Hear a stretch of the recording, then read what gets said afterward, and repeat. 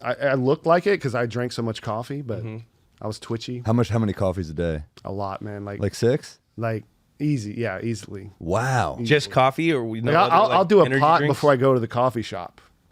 Damn. You know, at Like home. a soda. Like a pot of coffee pot at of home. Like I'll do like a 10-cup pot of coffee, like 10. You know, The whole thing. Jesus. I'll drink the whole thing Mr. and then go to the Coffee? coffee shop, get 2 espressos. Like I'm like numb to that. I feel. Do you but doesn't that make you have to piss during the game? I mean, yeah, I piss in between every inning because I'm also hydrating at the same time. Yeah. There's a bathroom in the dugout, you know. Games with Names is presented by WynnBET. Go get the WynnBET app right now.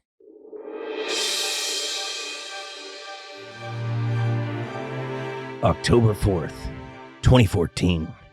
Nationals Park, Washington, D.C. On a chilly fall evening, with a chance to get one step closer to the World Series. 2 National League foes, the San Francisco Giants and the Washington Nationals, take to the diamond. But 9 innings wasn't enough. Not even close.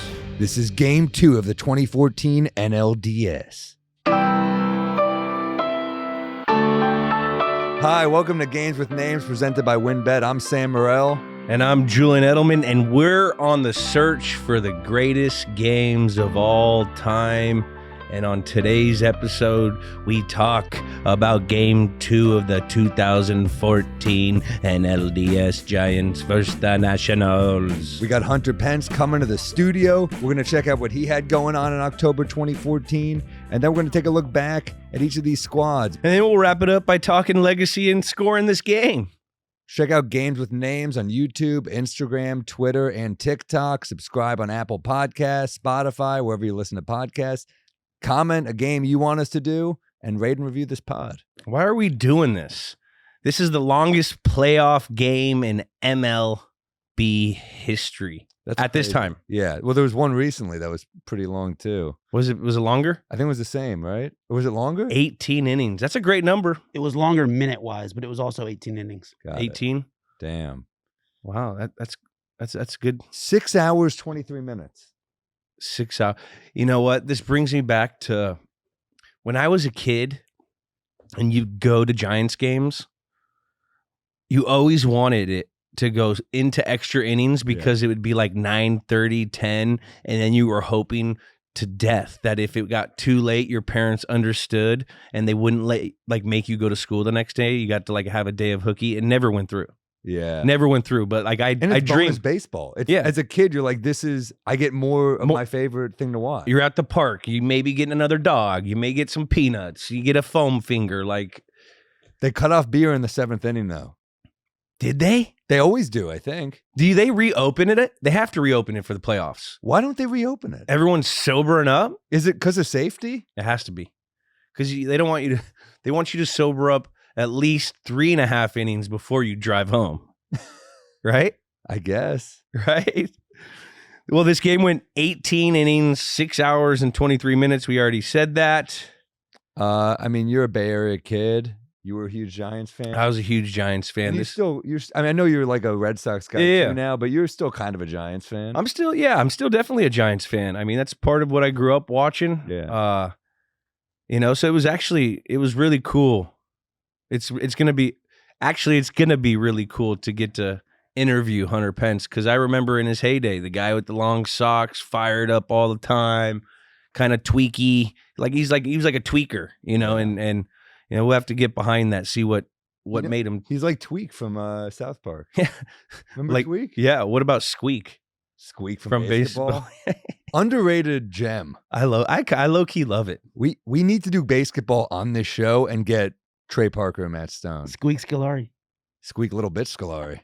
That guy rules. Little bitch. If you guys rip on me 13 or 14 more times, I'm out of here. Epic line. That's a great movie. Let's go back to October 2014, the #1 movie in America, Gone Girl. So freaky. That was a good book and movie. I remember. Freaky though. Yeah, but I loved it. That girl plays. Who's the actress? Rosamund Pike. She plays a really good thriller girl. Yeah, she does. It's in her face. Yeah. In and around her face. Yeah, she's a good actress. But it just, I feel like something. It just always is she not in a lot of these? I think she's in a lot in a of stuff. couple thrillers. Yeah. She's a thriller actress. She's got a big resume. It's so freaky. Radikowski was in it too. Who? Emily Radikowski. I just was saw in her. this? Didn't you see her? Yeah, she I- was the college student love interest, I think, right? Wow. Wow. Damn. Look at you, Jack, coming out shooting from half court. This guy, he gets facts all across the board. He's- Jack is killing it. The #1 song, all about the bass. The bass. Well, Oh, yeah, and Ben Affleck wouldn't wear a Yankees hat in this one. Refused. Love it. Wow. They made it a Mets hat. Sounds like he's a pretty bad actor. A good actor would have been able to pretend to be anything. I have a little True. beef with him. You have beef with Affleck? I don't know if it's beef. I just remember him calling into like a ESPN or he was doing some tour, Yeah. and it was when it was in 2019. He's saying, "Oh, Brady has no receivers. There's no this, no that." This guy. I'm like sitting here like, bro, we had drinks at the fucking Met Gala together, and you're gonna go out and throw me under a bus like I'm not a good receiver? Damn. That's messed up. It's messed up. No respect. No That's not respect. I cool. thought we had something, man. I thought we were talking. We were doing Boston accents together. Him, Matt Damon, me. Like, by the way, doing Boston accents, that's just his voice. no, he's doing an accent. Jeez, That's fucking messed up. Affleck, That he, dude. and you know what? I want to be friends with him. I want to be cool Me with too. I Affleck. respect Affleck. I want to be, but no. Great director. But then he threw me under the bus. The Town is a great movie. Great movie. That's an epic Boston movie. But that is the fact that he can't wear a Yankees hat. You think you could be Superman but not a Yankees fan? Get the fuck out of here, Affleck. Come on. I'm back on his train. Really? I'm back on. You just Affleck. got me off. I'm Guy back. defending you. All right, yeah. Look, I want to be friends with Affleck too. Me too. He's like a great filmmaker. All right. Well, You got a better shot than I do. You got the Boston Connect. clearly I not. can't believe he said that shit about you. I don't think he. I don't know. You don't think he might have been on the sauce. He does drink. I don't know. I was a little disappointed. He's got no receivers? No receivers. I mean, he could have said he needs another receiver. Could have said that. You should go out on record and say that Matt Damon wrote Good Will Hunting alone. I think he did. I think he Damn. did. I heard. Shit's That's flying. what we were talking about at the Met Gala when we were all together drinking. You just said that Damon did the heavy lifting? That's what I heard. I think Damn. he's probably gonna Love call me out and kill me right now or something. You could take Affleck. Oh, without a doubt. No No, doubt. Come No on. doubt you could take he plays superheroes. You are a fucking superhero, Let's dude. go. Super Bowl MVP. That's my fucking partner, Yeah, dude. hype man. Hype, man. I'm Flavor Flav right now. I'm getting you fucking ready to go. Dude, October 3rd, BB King's last live performance. I love Wow. BB King. Yeah, legend. In the House of Blues in Chicago. That probably had to be awesome. Yeah. I wish I would have got to go to that. I don't know. Is the last one the one you want to see, though? Hell yeah. Just might to have been say you hanging got out to by a see him. thread, though. Just to say you got to see him? Eh. Him? I mean, I'm Muddy sure Waters, John Lee Hooker. I love me some blues. Ebola was popping off popping off it probably isn't the right word, but Ebola made a big splash. I remember also not the right word. I don't know. I remember driving down the Yeah. pike and you would see the signs about like, what is this Ebola stuff? They'd be Yeah. like, be careful of Ebola on like the traffic signs. Did you see those? I remember that. It was from what was it, a mosquito? Yeah, fucking mosquitoes, dude. They're the root. You know, you make a dinosaur and you also can make Ebola. Oscar Pistorius sentenced to 5 years in prison for the murder of his girlfriend. That was crazy. Yeah. How did he only get 5? Didn't he got away? Then they redid it and he came back. He was the sprinter with the medals. Yeah, with the medals. Dude, I think he's not allowed to actually. Was he out? Is he in the actual Olympics too? Did they outlaw that? I think they did because it's like aerodynamic in there. I mean, he was blowing people out, I think, wasn't he? He didn't medal, but let me look into what it's looking like. We now. probably can't use any of this anyway. No, we could use it. Why not? But He murdered someone. We can shit on him. All right. That's the rules of comedy. You're allowed to shit on bad people all the time. Wow, how about this Baseball Hall of Fame inductees list this year? Maddox, Oh. Glavine, the big hurt Frank Thomas, Bobby Cox, Tony La Russa, and my man Joe Torre, New York legend. Joe Torre. I thought he was the Dodgers. Wasn't he didn't he manage the Dodgers? Was that guy? Joe Torre was the Yankees manager during that epic run But didn't he go to the Dodgers? for like a year, I think, right? Oh, that's what he's known for, the Dodgers. he was manager. known for 2008 to 2010. He was there. Oh, yeah. Oh, 2008. Yeah, Oh, but the okay. He was in Yankees, LA. he won 4 with us during that stretch, Oh, man. and that was a damn good stretch. I met Tony La Russa a couple times. We knocked back a couple over at Strega in the waterfront over in Boston. He's a legend. He's a legend. He's crazy. Yeah. Who's the pitcher with the mustache? Eckersley? Eckersley. It was me, him, and Eckersley. Damn, how cool is it that he's just known as the pitcher with the mustache? That's true. Eckersley. He's awesome. He's like good Hitler. He's the good mustache. You know? I mean, that thing's definitely a flavor saver, if you know what I mean. He looks awesome on the mound with that mustache. Especially in the era he played. Yeah. And in the A's uniform. Remember he was in the A's? He looked those uniforms were already awesome. Then rocking the mustache, that was like pure 80s, 90s. Oh, Just cool. Yeah. that was fuck energy. It was fuck energy, no doubt. For sure. MVPs that year, Mike Trout in the AL, and he's still killing it. He's still the MVP. He's still, I mean, not in his team. They got Ohtani, who's just on another level. But it's crazy that Mike Trout might be the second most valuable on his team when he's a surefire Hall of Famer. Then you got NL MVP Clayton Kershaw, still great. Still good. Yeah. Good. Cy Young winners, Kluber for Cleveland and Kershaw. Dude, Kershaw was dealing. He was unhittable. It was it was so cool to watch. Except when it was in the postseason. He and got this time. one. He got one. Yeah. I just don't like I'm not a Dodgers guy. I'm not a Dodgers guy either. I can't be a Dodgers guy. I mean, It's that's tough. where I told LA sports is tough for me. Well, I'm a San Francisco. Like that's like the number one fighting. Like we fight all the time with those Yeah. people. They're annoying. And also Lakers fans are fucking, other than Jack, they're fucking annoying. Yeah, they really are. Because they hate LeBron, but then they accept his title, and then now they hate him again. Yeah, and they're just spoiled. They had like a couple bad years. I'm like, yeah, but you got those couple bad years because you got to have Kobe retire with you.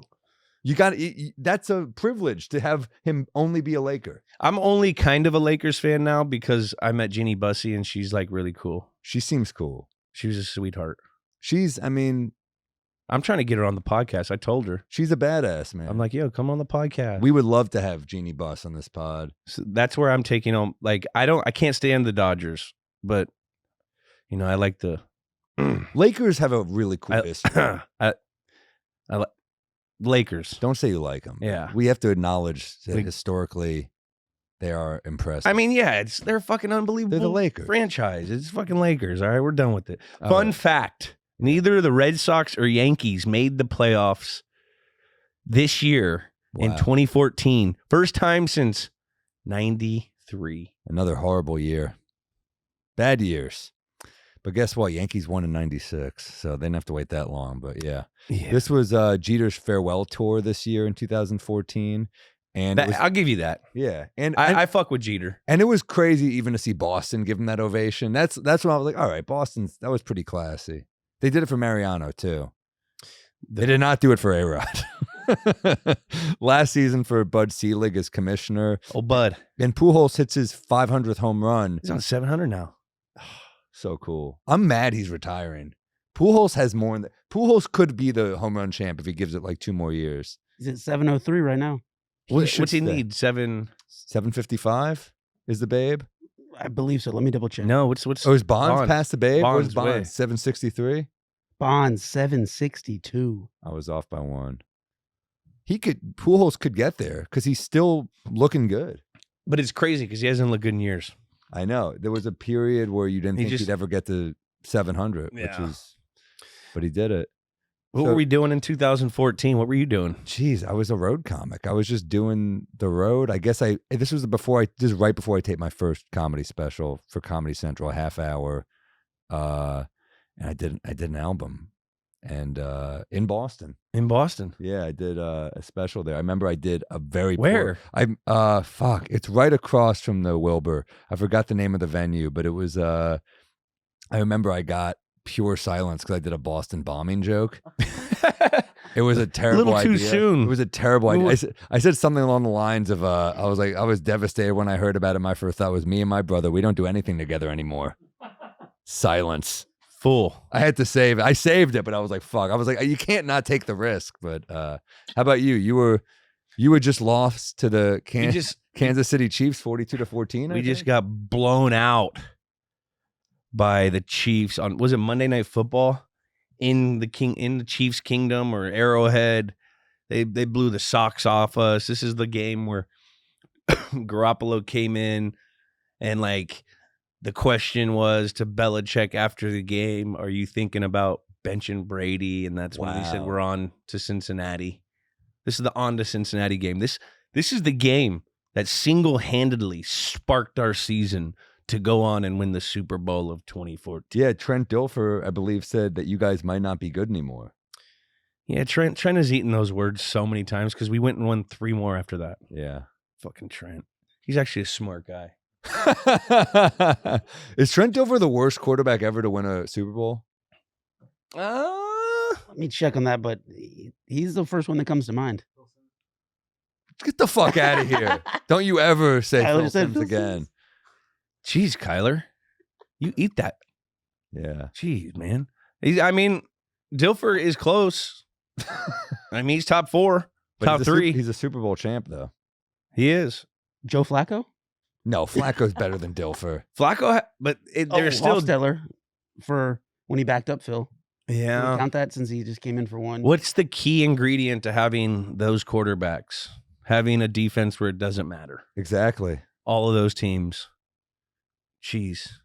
Let's go into the teams. Let's do it. Giants, 88-74. Second in the NL. I believe they lost to the Dodgers.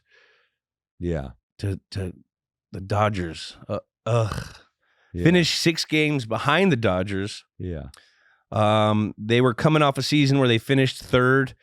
They had a letdown season after winning the World Series in 12. They also won it in 10.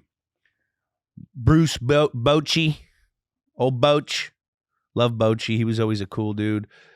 He was the manager. All-Stars, Hunter Pence, Bumgarner, and Tim Hudson. Key players, Buster Posey, the catcher. He had the Silver Slugger. He was a badass. He was pretty good. He was pretty good. He got taken out. They changed the rule at the home plate for him. Remember when he got taken out?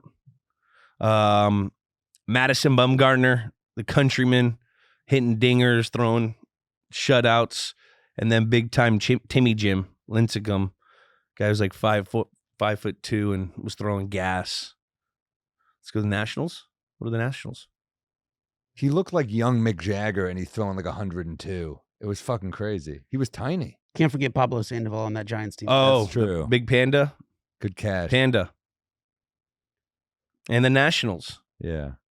96-66. They were first in the NL East. Picked to win the NL East. Manager Matt Williams played as a Giant. Remember that? I loved Matt Williams. Third base. That was the years I used to love him. First year as a manager. He won Manager of the Year this year. They're all-stars. Jordan Zimmerman, the guy who was throwing that night. Tyler Clipyard. Let's go back to Zimmerman. He threw a no-hitter in the regular season finale. Wow. No. Key players, Anthony Rendon. He was a Golden Glove winner. Ian Desmond, 24 homers, 91 ribbies. Young Bryce Harper, a young Bryce Harper. Baby Bryce. Only I was played watching 100 games. Yeah, he was a young boy. Yeah. Steven Strasburg, remember him? He had the arm problems. He was a fucking ace, though. Yeah, remember he had gas. And then it took him like 2 years to get back, and he got gas again. Remember? There are guys like that. Like, remember, like when the Cubs had Mark Pryor and Kerry Wood, and it's like sometimes it's just hard to keep that arm cooking.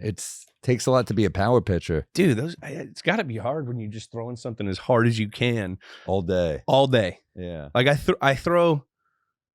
went out and like picked up the glove and just played catch. I couldn't lift my arm for like two weeks after. Wow. Oh, I'm scared. Just because you go out and you're feeling it, you're throwing. Oh, I could throw this thing pretty far. Let's do some hard 90s. Let's do some 90-yard or 90-feet throws because that was always the thing. You had to get the 90 feet. Yeah. Couldn't lift my arm the next day. Damn. Yeah. So the game was a pitcher's duel. It was Zimmerman and Tim Hudson, who had a kind of a shitty record that year, I think. I think he was like 9-13. No run support. No run support because his ERA was sick. But so this is a complete pitcher's duel. Pence was thrown out trying to steal second in the second inning, our guest. The Nationals scored in the third inning to go up 1-0. No score until the top of the ninth. The Giants rallied late with a man on first and second. Good old Panda Sandoval drives in the tying run. Posey was thrown out at home trying to take the lead there. Cabrera and the manager Matt Williams both were ejected in the 10th inning. Love it. And then the Brandon Belt home run finally put the Nothing like a Giants manager up. getting ejected. It's classic It's because it will energize a team. I think. it's the dumbest thing ever too. Like Get out. it literally like that happens in no other sports. I've never Basketball. It happens. seen Coaches get basketball. tossed. Yeah, tossed. Yeah. But like, it's not even like a penalty or anything. It's like part of strategy some of the times. Like, yeah, shit, the boys need to pick me up. All right, hey, fuck you, you're out of here, and the guys are rallying behind them. I mean, it's ridiculous. It's a ridiculous thing, but I used to remember old Lou Piniella? Yeah. He would just come out and kick dirt on people, and I'm like, this is amazing. Old school guys are the best because they Yeah. would do like the little tedious thing, like the most disrespectful. Like they would spit right next to him where it didn't hit him, but it was going towards him. But they would keep eye contact with them. And then then they would spit again, and if a little it got on the ump, he's like, "You're out of here." The dirt on the shoes is like it's not a manly thing to do. You know, these are like bulky men. You're just like, I'll ruin your shoes. It's so weird, you know. If they're white cleats, we're fighting. We're fighting. Things we might have forgotten. Jordan Zimmerman, he threw a gem. 8.2 innings pitched, only 3 hits, 6 strikeouts, 1 earned run. You know, Zimmerman pitched a no-hitter 6 days earlier. We covered that. This was a pretty slow game. Look at the stat lines. Yeah. Bryce Harper 0 for 7 at bats. Yeah. Crazy. Tim Crazy. Hudson 7 innings pitched. 8 Ks. And Hudson wasn't like a pure strikeout guy. He was kind of like he'll find his spots. He'll throw a nice sinker. Yeah. Posey was 3 for 6. That'll get you the haul. Yeah. Oh, he was a fun ass player. Buster Posey. Oh yeah. I love catchers. It's such a gritty position, you know? Yeah. He wasn't your guy? Don't tell me you have an Affleck level story about Posey too. Nah, I don't have an Affleck level story with Posey. But he was never your guy? I like Posey. I mean, he's like the team general, but you could tell he was like, I don't know. He remember he got hurt at home plate. Yeah. They changed the rule. I loved that. Damn. I love love watching guys get murdered. steamrolled. Yeah. Hell yeah. Pete Rose in the All-Star game taking a guy's head off. Yeah. Like, that's the most action. I was a football player. I Of know. course I'm No, going to it's love true. contact. It was awesome. It was an awesome rule, but you can't fault him for that. It's the Buster Posey rule. I know, but was he complaining about it or what? Yeah, he broke his leg, and then like he said that they changed the rule. You can't take out the catcher no more. Damn. It doesn't I mean didn't he's know not a that. great player and that he's a stud. Stud. But But I it mean, just- catchers were always my fave. Like I was a huge Jorge Posada guy growing up. He was just, he was my, I have one jersey for the Yankees. It's Jorge Posada, man. Benito Santiago Yeah. from the knees, Yeah. throwing out guys. That was my guy. Pudge Rodriguez. remember that Pudge. dude. Pudge is a lovable guy. Everyone loved Pudge. Oh my God. He was the most incredible defensive catcher I ever saw. It was lights out. I loved baseball catchers. Catchers, they're always like the hardy guys. Both catchers in this one played all 18 innings. All 18. Gotta Show be some tough on the respect to knees. Buster Posey for that. Dude, they shit. had knee savers. Let me see if either was wearing them. I don't think they remember it became a thing when knee savers came out, guys wear them, but then the real catchers wouldn't wear the knee savers because they gutted it out. Dude. You got to be very pliable to be a catcher. I mean, You got to go on that TB12 method. that's a tough 18 innings. 18. Ugh. The final score. Posey's too good a hitter to take out. That's the thing. You can't take him out. Can't. Can you change position? You could. That's what you could do. You could change someone on like first, put Buster at first because you're going to be scooping and scoring all But day. who hit the game winner? The first baseman. Yeah. Belt. Brandon Belt. Belt was Brandon Belt, apparently huge dong. What are we doing over here, guys? Looks like we got one pair of knee savers. Sorry. Oh, okay. who? Who's wearing knee savers? My man on the Nationals, that would be. Hold on, let me get his name here. All right. Well, it wasn't Buster, so all right. I like him more now, I guess. I like him. I'm just glad we didn't have like 2 beefs in one episode, man. No, Because Affleck's going to be hearing about this. No, he's not. Oh, this will get on his radar. Yeah, dude. right. A New England sports legend having issues with Affleck. This is news. Nah, Affleck's just. This is a news story. He's just gonna big league me. No, he's not. Yeah, dude, we get. We big league. We need more receivers. We have no receivers. He's gonna big league me. He's gonna big league I've Super Bowl literally- MVP Julian Edelman. I've had 14 surgeries, blood, sweat, and tears for his team, and he's just gonna throw me under the bus. It's all right, Matt. I understand. Well, you know who never does that is Giants fans. I mean, I think Amani Toomer is one of the classiest guys I've ever seen. I love me some Mike Hilliard. I love. I can go on and on about Giants wide receivers. I think they're all classy. Mario Manningham. Plaxico, we love you all here in New York. Yeah. So, Giants fans don't do that. One little comment about knee savers, and we end up on Mario Manningham somehow. That was Wilson Ramos, by the way. My bad. Final score was 2-1. The Giants go up in the series 2-0. Let's go to the gaming corner presented by WynnBET. What's our prop bet going to be? I got a good one. What do you got? How many times I can get, or you, group effort, how many times we can get out that you think of baseball during sex to delay orgasm?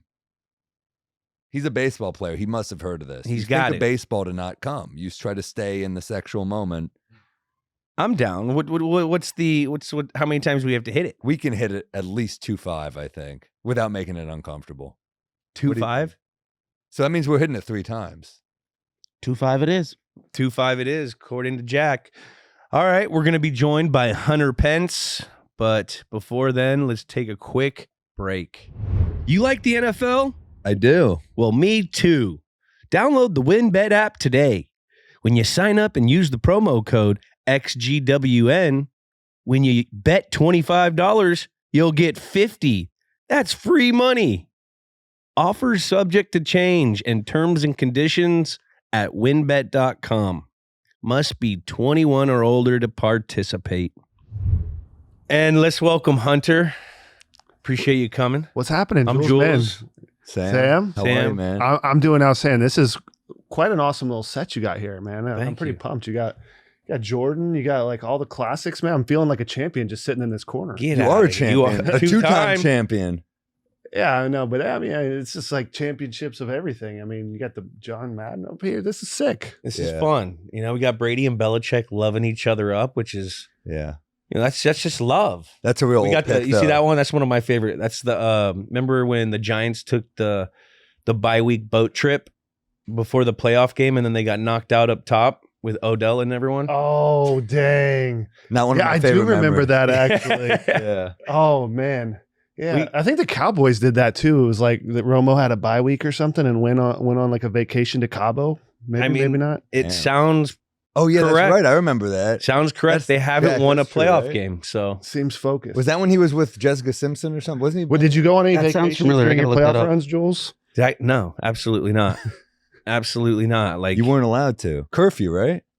No, you didn't have curfew, but football is different.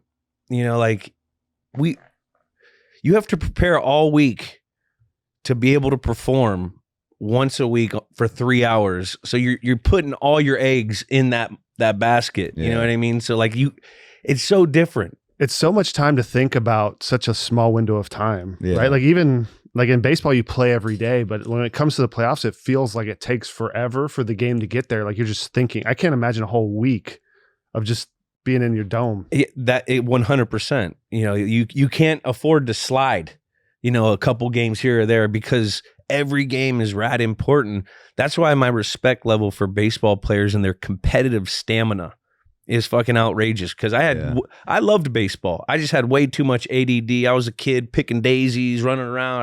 I couldn't focus.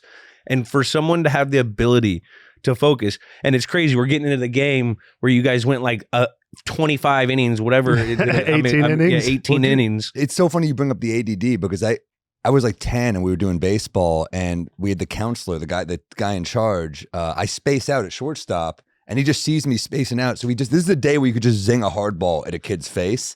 Just zings me in the face, bloody nose, unconscious. And they was like, you got to pay attention. I was like, I fucking paid attention after that. You got to pay attention after a guy will fucking throw a ball at your face. You definitely learn, that's a quick way to learn. You Yeah. can tell your kid, hey, don't touch the hot stove, but until they burn their hand, they don't really know what you're talking about. Yeah. Child abuse is good. I'm not saying you heard child it here abuse. first. I'm not saying child abuse, but like, I guess I have the memory as a kid, like my parents were like, no, and I just didn't understand it. And I was like, oh, that's why they said no. Yeah. I learned from the pain. Yeah. Sometimes For sure. I wouldn't say throw baseballs at kids' face or burn your kid's hand. No. no, but Experience is the best teacher, I guess, would be my point. you know what the there. crazy thing about that is? What? My dad actually has thrown a ball at my face. I charged the mound on him when I was 14 years old. I was pissed off. We were doing BP before a game. Charged the mound. He 1-2 me. Went to the game with the bloody jersey. Yeah. And I learned never to charge the mound on my dad again. So you were actually charging the mount to I attack- charged- You I were was- going to attack your dad? I tried to. Well, yeah, he's you're Robin Ventura, he's Nolan Ryan, right? He beat the shit out of you? Full. Yeah. Full. It was crazy. But that's definitely, that's the way I lived too. My parents were like, if you want to touch the stove, go ahead, touch the stove. You're going to find out why you're not supposed to touch the stove. Yeah. So I had my brother was 4 years older than me. And like, when I was growing up, like he was the legend, like he was the best player, and like my dad would have me catch him. So like, and we had like a trampoline. We didn't have a backstop. We're just in Texas, and he just puts the trampoline. He's like, use that as the backstop, and like he's throwing so hard, like I'm scared, and like he's like jamming, breaking my thumb, but like it's ricocheting and hitting me in the back of the head. And we're like, Dad, I don't think I need the trampoline as a backstop anymore. Hey. It'll teach you how to block the ball. You're either tough or you're not, right? Like catch the ball, you can't back away. But let's get it. We went off topic. Let's get into some of your accolades. My accolades, all right. Texas born and raised, played at UT. Arlington, yeah, Texas. Texas Arlington. Is that sound? We're not to that. Texas, where's that? Texas UTA? Yeah, it's in Arlington, Texas, Arlington. I gotta get that. So it was like a block away from my high school. Was it? Yeah, I also played a year in junior college at Texarkana. JUCO guy. Heck yeah, baby. Was that annoying to play so close to high school? Like, was everyone hitting you up for tickets all the time? No, man, I wasn't that popular. UT Arlington baseball games, there's not that many fans there. They're not wow. It's not University of Texas Austin. This is No. yeah. But what's crazy is there was like 3 extraordinarily successful big leaguers on my team there. Who? Oh man, Mark Lowe, who was like a bullpen pitcher. He was with the Rangers when they went to the World Series. Wow. He was with Seattle. And then Ryan Roberts, who was known as the Tap Man. I don't know if you remember these days, but he had some good years with the Diamondbacks, played for the Yankees a little bit. But yeah, all 3 of us went to UT Arlington at the same time, and all 3 had long careers. See, you could tell he's a good hitter because the way he's looking me in the eyes, he's got a focus that like I can see him focusing. So that's what I picture your eyes looking like when you're looking at the. Our focus is I improving. mean, have you seen me play? Like I'm like twitchy. I'm a little. Everything's unorthodox. Like the high pants. What's up with that? All my boys, I told them you're coming on because we're all Giants fans. They're like, ask him why is he wearing socks like Babe Ruth? So I always liked them like high just because it was comfortable. Like when you're a kid, like, and I had like these long lanky legs, I could never get them to like really fit. So just pulling them up was just comfortable. And then it always annoyed me that it tugged on my knees. But there was one day, like, so, you're sliding or whatever, you're running, the fields aren't that soft. Like, so I'm just like ripped bloody everywhere. Right. Yeah. And the pants with the Giants at the time were these like rubber bands that were just squeezing on a bloody open wound and on both of them. And I was just like, this freaking sucks. And like, I need some relief. So I just like, I'm just going to pull it up above my knee and then pull it down. And it was like, it felt so much better. And then all of a sudden the pants weren't tugging at my knee. I felt faster. And I was like, no one's really going to notice, but this feels so much better. So it was just some relief. But then I was just like, I always mess with my team. Like, cause I just like to talk shit. Like, I'm just like, I hit a homer and like, I don't ever like show up the opponent, but when I come into the dugout, like I lose my mind. I'm like, eat shit, like whatever, And so I always called myself super speed. Like I loved being on first. Everyone would complain, oh man, I got to run, I got to score from first. I loved it. Yeah. I was like, I'm fucking super speed. I'm wide receiver speed. So like, that was just I was just messing with them. And I was like, super speed needs to be in wide receiver pants. And that was kind of the thing. So it just started with bloody knees and then it just felt more functional. Dude, it's so crazy what the mind does for an athlete. Like before you had to wear pads in your pants, no one was wearing, like I didn't wear pads in my like knee pads, thigh pads in my pants. my first like 4 years until they mandated it, because like you're like, I don't feel it, you feel faster. And if you feel like you're faster, That's enough. you're faster. Mental. It's all mental. So so they mandate it. You have to. You win have them? to now, and Why- they have why? to be over your knees, Why would they force you to do that? because they think it's gonna, like, they think it'll help you not tear an ACL. I don't know. No fun league, bro. Dang. That Nah, is but we not love fun. the NFL. We love the NFL. So it's not fun because to me, like, for instance, like, I guess there's like, for me, it's like function is what mattered the most about it. Like, and also like feel like you said, if it gives me a mental edge, like whatever, like looking sweet sometimes makes you feel a little Got better. it. I would always like try to add some random flair for the playoffs just to feel a little sweeter, Yeah. you know? What was your flair for this game?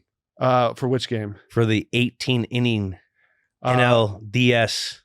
Man, I don't even remember. Crazy. I think I don't even remember. I think in 2012 I was like unbuttoning a couple extra buttons because I'm naturally a nice guy, and I like when I take the field, like I have to become a different person. Like, Yeah. you have to Yeah. be a little mean. Like you have to have a little killer in you. Sure. And so it was like to like turn that on. I think that year I did like the little tight wristband around my bicep to just show off Yeah. ultra bicep. even You though got it to wasn't we'll that get big. you vascular when you cut the circulation. Yeah, a so I little. had that like up here for that 18.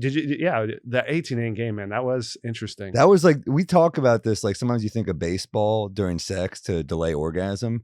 This is the game we're talking about. 18 innings, pitcher duel. You know, that's what I was thinking about it a couple times. I have a yeah. lot of thoughts on this game, but I want to hear y'all's questions. Well, about do it. you ever think of baseball to delay orgasm, by the way? Or is that just No, 'Cause that probably I gets don't him even hard if understand you what think you're talking about it. He Baseball loves- as a delayed orgasm? Like, No, you've never heard about that? You think of baseball during sex to last longer? Oh, that's how you bore yourself. Yeah. Okay. You've never heard that? No. He probably gets Really? fired up. He's like, man, he's all he can't think about Like it. Viagra to this Yeah. guy. He's rock hard. No, I think of Wade Boggs. I mean, That's it my- definitely wouldn't like turn me on. I'm not like, oh, baseball. Yeah, this is No? sexy. No, that's not. Do you do it or no? Eh, I have Wade Boggs in my head and Yankees pinstripes, and it's just like that weird lefty swing, and I'm just like I'm hard as a rock. I stay good. no. Never heard of that? I've heard of it. But I've never. I'm sort of the opposite though. Like I gotta like hyper focus to actually get off. Like it's like a effort. Interesting. Man, Yeah. I mean, you are a competitor. this guy's got, like I said, gotta competitive I'm gonna stamina. lock in. Competitive So stamina. 18 inning game. I mean, this was like. I got a question though. Yeah, Wait. please. Let's lead into this. So you Yeah. get traded to the Giants in 12. Yeah, you were Yeah. Middle on of the season. Phillies. No, Yeah. he was on the Astros. Yeah, I was on the Phillies. Phillies. You were drafted Astros. Astro. Drafted Astros, traded to the Phillies, Yeah. 2011. Probably the best, most talented team I was ever on. It was like Roy Halladay, Cliff Lee, Jeez. both Cy Young candidates. Cole Hamels was our 3, and Roy Oswalt was our 4. That's insane that Our- Cole Hamels was a 3. Yeah, Cole Hamels was a 3. That's insane. Right, and this is in his prime. Madsen is our setup guy, who's like an elite Yeah. closer, World Series champion closer. Brad Lidge is our actual closer. Yeah. Like our team was like absolutely insane. It was like And you would Ryan Howard hit 40 homers that Yeah. year. Utley, Yeah. you know, me in my prime. Like Yeah, dude. it was that team was insane. Did it hurt to get traded off this stacked team? Well, the next year, so we were like 4 games out the next Yeah. year. And I remember Howard and Utley were out. So it was literally just me, J-Roll, Victorino. Ruiz was having a heck of a season. Yeah. But we were missing Utley and Howard. Yeah. Well, luckily you were in Philadelphia, which is a very forgiving fan base. So. Yeah. And we were 4 games out. And so it was Yeah. super weird. Like I did not expect to be traded. I was like, dude, we're gonna come back. We're gonna win this division. We were on Yeah. like a streak.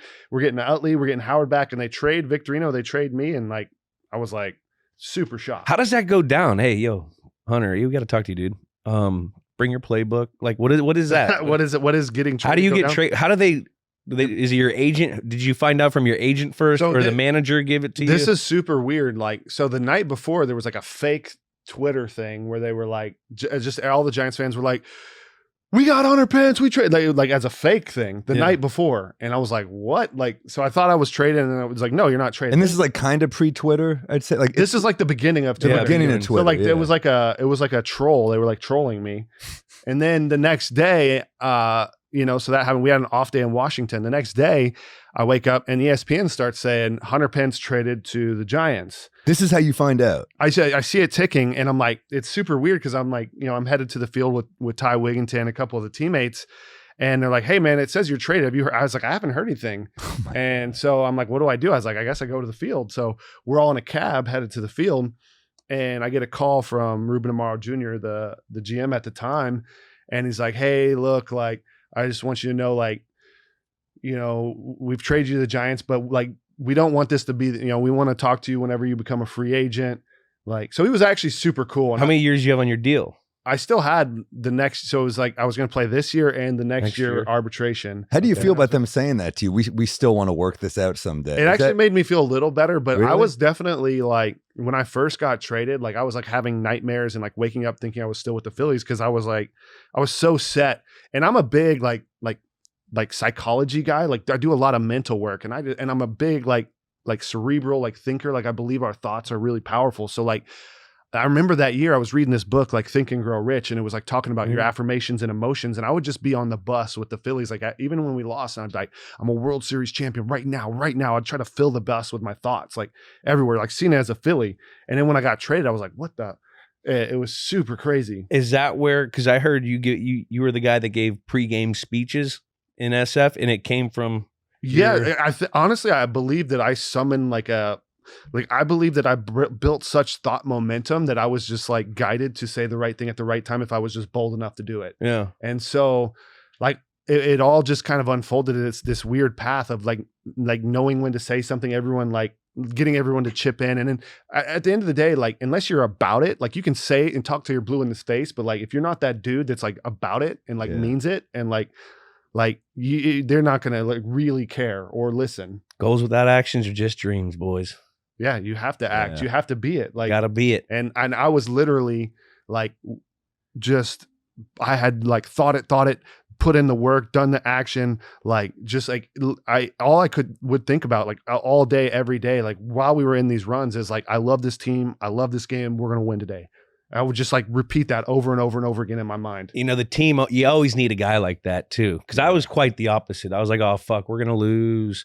If we don't, we're feeling complacent. This guy had a terrible practice. What the fuck are we doing? I can't sleep at night because we didn't get this play call in right at practice. Like, you know, so you were seeing all the worms and not the apple. You got it. You know, but you need both. You need both because you need an asshole to let motherfuckers know. Yeah. Like, this ain't acceptable.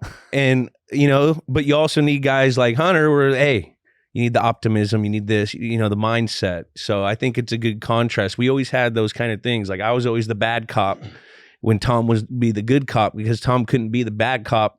Because if Tom was the bad cop with some guys, they'd shit their pants. You know what I mean? The guys were watching him when they were 2 years old. Yeah. They come into the locker room. Tom says, hey, dude, you got to get to your depth on this route. The guy's like, oh shit, he's never gonna throw me the ball. But if I go up to him and say, hey, motherfucker, get your route, then he doesn't know it's coming from Tom, and we can all play ball. Pisses him off. Then he goes and plays his best ball. Yeah, so absolutely. Like I actually do think that you have to have confrontation. Yes. Like if you actually care, like say, what's your intention behind your action, right? Like if you're like, hey, motherfucker, you got to get to this ball. It's to make the team better. Like it's to make him better. Yeah. It's not like, hey, man, I don't like you. It's like, no, like let's fucking tighten this up. But if I'm afraid to address that or confront, because there's a lot of egos. It's professional sports. Yeah. There's people that don't want to think that they ever mess up, but someone has to let them know. You have to have some asshole in the fucking clubhouse. Always. But how do you walk that line between being the asshole and being like this like enthusiastic motivator? Yeah, I was not that great at being the asshole, but I did learn how to approach things properly, right? Like, or work on it, or have the right good cop, bad cop. Like Buster didn't mind being the asshole. Yeah, you know, like he didn't mind. I mean, his name is literally Buster. You got to be the asshole sometimes. Like, well, I mean, but you know when it's coming from Buster, like. Yeah. He was crazy, man. He sees what everyone does. He knows what everyone's doing, is able to manage his wife, his kids. Like it's just insane what he's able to accomplish. But he would like know what every bullpen pitcher was doing, what every position player, like he would get mad at Belt for never trying a new bat. He'd be like, dude, try a new bat. Like you've swung the same bat for 8 years. Like, you know, just like little weird things. Like he knows what bat you're swinging. He knows how you're stretching, when you're stretching, what time you went to the training room, and he didn't even get there in time. It's like, yeah, it's leadership. But yeah, there's forms of different leadership. At the end of the day, no, I think you're right. It takes a balance, and you can't just have all good. Like, and if I even went into the message of my whole speech, that's a whole nother story. Like the one in 2012, the one that I think actually had an impact. Yeah. Like, so, which one was that? The one in 2012 in Cincinnati. But do you remember anything from that? I remember. speech? I remember the message, like the main message of it, and basically, Scientology it stemmed is from good. the demon. Yeah, Okay, no. it stemmed from the demon of losing in 2011 and feeling that pain and being Yeah. on like the best team ever. Yeah. And like everyone on that year was like, in 2008 this, in 2008 that, because that's when the Phillies won the World Series. And then like, I'm here on the Giants and they're like, in 2010 this, in 2010 that, and this is what the Red Sox did. And like when they came back, and I was like, I don't give a fuck what they did. Yeah, it's a new team. Like it doesn't matter what what happened in 2010, 2008. It doesn't matter what the Red Sox did. All that matters is what we in this room decide, because it's right fucking now. And I was like, I made my fucking decision. I don't care if we have to win 100 games in a row. I'm going out there and I'm giving everything I have because I want to play another day. I fucking love this game. I'm not ready to go home. Yeah. I want to run through the fucking wall. Me too. Like it wasn't, and so like I guess like when I look back on it, like what does that do? It frees you from trying to force it. Because I remember in 2011, everyone's like, "Oh, I'm going to be the guy. I'm going to make it happen." But you can't force things. You can't try to force yourself to be the guy. You get in rhythm when everyone's like, "I'm just going to give what I got, and that's enough." And I'm gonna, if a walk happens here, that's enough. If it's just like going and diving for a fly ball down the line, like that's my moment. Like just be in your moment and take care of your business.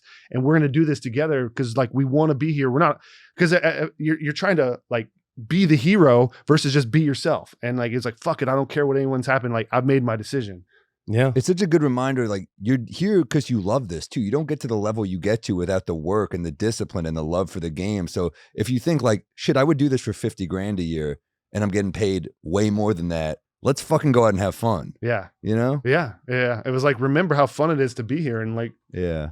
how do we get our best selves out there? And you got to free yourself from the fear of like, what could we lose versus like, this is what we have. Now, what's Brian Wilson doing when you're giving these speeches? Dude, Brian Wilson was amazing. And he was hurt this year, but he brought a lot. So like, honestly, a lot of the speech came from a conversation with Javi Lopez, who's won 4 World Series, sidearm lefty, one of the greatest communicators. He was kind of a good bad cop. He was a guy that's like, we're not fucking doing this. We're not. And he was the one that said, if we don't say something, we're fucking dead. Because we were down 0-2 to the Reds. We had to play 3 games there. They hadn't lost 2 in a row since like April. Yeah. This is October. And he's like, and he was like, it was the same feeling that we had with the Phillies in Game 5, where everyone was just kind of like, ha ha ha, like kind of quiet. Yeah. And it was him and Scudero and Wilson. And I was like, well, I'll fucking say anything. Let's go. Like, what do you want to say? What do you want to say? So I kind of collected like some of their thoughts. And Wilson was like, he like got on board. He's like, you're fucking right. Like every breath I take is a win. Every hemoglobin, he's like, all of my chromosomes, every cell of my body is coming to help you win. Like he was just like, fuck. I feel like a lot of you guys got your energy from Charlie Sheen Tiger Blood. I feel like Brian Wilson, he was like straight comedy, but he was, definitely Charlie Sheen, Tiger Blood, even though I don't know if that was out yet. And maybe and not. a mixture of like Will Ferrell. It probably was out. I used to watch Brian Wilson's YouTube videos with the machine. Oh yeah. Remember that guy? Yeah. You guys I'm pretty watch sure it? that was Burl. Was it? Yeah. He would, because he would just do that at parties. He would just put on a thong in the head and he would just smoke a cigarette in the corner. By the way, that's the scariest Just dude like on the bringing planet. girls home from the bar, and Yeah. then just and times were crazy before cell phone pictures and cameras, right? And Pat Oh, my Burrell God. just like was. I mean, he Damn. has some. I've heard some Pat Burrell stories, trust me. Because I grew up in the area and there's some girls that I know that were from that used to hang out with a lot of the Giants games. And exactly what you said, I heard, we won't get I think he did it for a reaction though. Like I've never seen this. I just had a lot of friends that were friends with Burrell and would just tell these stories. So it's like, I can't say that any of this is true. It's just what I've heard about Burrell from some of his friends that like love him. And they just say that he's just a wild character and just loves to get reactions out of people. So you guys were a fucking that's a fun team. It was a real fun day. I mean, And that probably helped about you. Romo or Lincecum. So wait, Yeah. It was in Pablo in his heyday. These guys were crazy, man. yeah, It's a bunch of, it looks like a movie. Like, cause you're like, just the look of like Lincecum and Pablo, like they all look like a movie character, you know, in like Major League. They were or rock something. stars, man. Yeah. And they were. They 'Cause were. I would go out in the marina when I'd come home to go visit my friends, and I was playing on the Pats, and you'd see a fucking just flob of people around like a bar. I'm like, what's going on over there? They're like, the Giants are over there. Well, Lincecum looked I was like like, he was big time 16. Timmy Jim there. I was like, nah. Tim barely ever go. Like he Yeah. was like he's kind of. I think he hit me up. Someone hit me up Yeah. with his name on Twitter, and it was verified, but I don't think it was him because he kept on it was weird. Felt like a weird interaction. He asked you for dick pics, and you were like, "I don't think this is Tim Lincecum." That's not Tim Lincecum. No, but he is he a football fan? I don't, because then if he's not, then it's definitely not Tim Lincecum. He's not a hardcore football fan, I don't think. I mean, I think he maybe watches it. Like he's kind of like a Seattle guy. He's different than you would think, but like In what way? I mean, Timmy wanted to be by himself. He's kind of social anxious, but like he's one of the biggest givers. Yeah. Like he's like the softest, sweetest guy. He was like the craziest athlete. Like he bought when I say biggest givers, you remember those little things that you could scoot around, like the hoverboards or whatever? Yeah. He bought the whole team. He bought like 55 of them and just gave them because he loved them so much. He'd be like running around on 1 foot, like dancing. Like he could just do like all sorts of crazy gymnast stuff. But like he was like the nicest, friendliest, like didn't want to like bother anyone, wanted to just hang out in his room, play video games and smoke weed. Like, and that's like all he wanted to do. But when he got into competition, he like fucking could not lose. Like he was just like, he wouldn't even play video games against anyone because he's like, I can't lose. Like if I lose, it's bad. And so he just like wouldn't ever play against anyone but the computer. So it was like this the nicest guy you ever met. Like he's like literally on top of the world, but afraid of the world. But then when he takes the mound, he's 5 foot nothing, 140 pounds, but he's like this ultimate killer. He just becomes a killer. Yeah. Like you're fucking staying there and like, I'm going to strike you out. Like I'm going to whoop your ass. And just that competitive spirit, that killer came out in this little sweet soul. Yeah, dude. I didn't know he was a gymnast, but that explains everything why a 5 foot nothing guy. He's not actually a gymnast, but he could just do acrobatics. Well, yeah, but like that, just before. That leverage strength and that athleticism, like functional athleticism, is huge to get. Make that kind of power being that small. Let's get to 2014. Okay, you guys are on a 9-game winning streak. You're in and you're playing it, getting ready for this game in the NLDS. Washington Nationals. Now, what's your mindset going into this? Like, are you guys thinking you're going to the ship, or are you guys pissed off from the year before when you didn't get there because they went to it and you guys went to it in 12? What was your approach going into this series? In 2014? Yeah.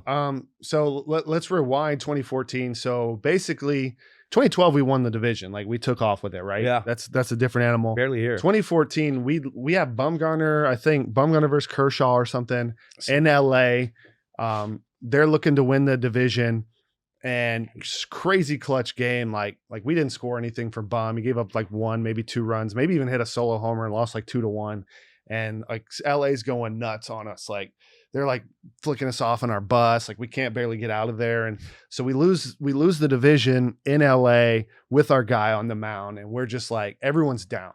And I knew we were going to eventually get to the wild card game. Right. So I'm talking with Vogie. He's like, man, we just fucking don't have what we had. It's similar to you. Like, he's like, we don't have what we had in 2012. I was like, no, like when we came into spring training, we were like one fucking step closer to the World Series. Like all that matters, like our only goal is to be a World Series champion. And guess what? When we make the wild card, we're still on the path. And now we get to celebrate more. There's another game. Like it does not matter who won the division. It matters what we do in the playoffs. It was kind of like my mindset. And he's like, yeah, but we aren't that team. And I was like, we have to make sure that when we win this wild card, even though we just took this gut punch, that we realize that it doesn't matter how you get A to B, we're going to B, and we have to fucking celebrate this and realize that being in the playoffs is not guaranteed, and it's a fucking accomplishment.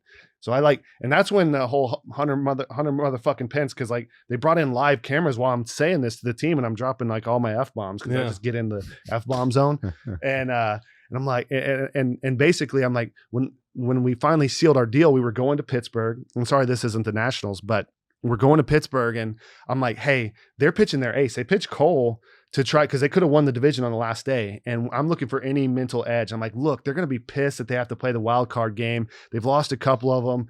We're having to play on the road no matter what, but so we're going to face Volquez, not Cole. The Cardinals end up winning. The Pirates win. So they end up falling to the wild card. I'm like, they're going to be pissed about this. We got to go in there like, hell fucking yeah. Like, we got bum ready. We got our ace ready. And like, we're going to fucking burn this city to the ground.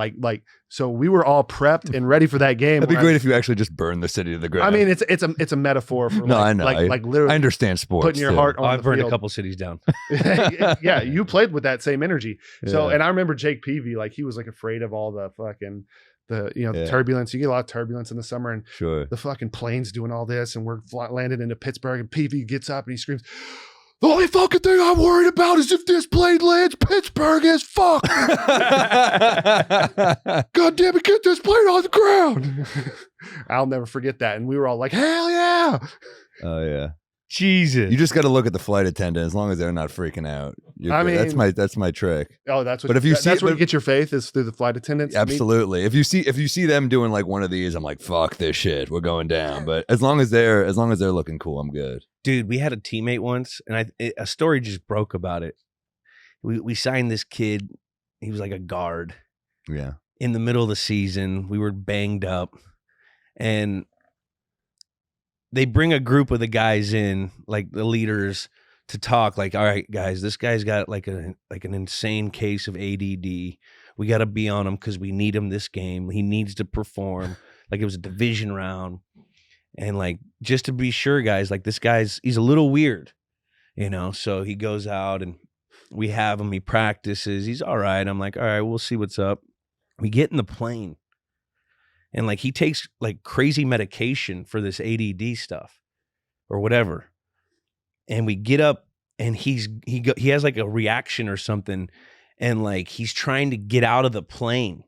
First week on the team, trying to get out of the plane. Our trainers go and get Will Fork or I think it was Will Fork or someone like, yo, we need you to hold this guy down. They had to like put this guy in a straitjacket. We flew back, dropped him off.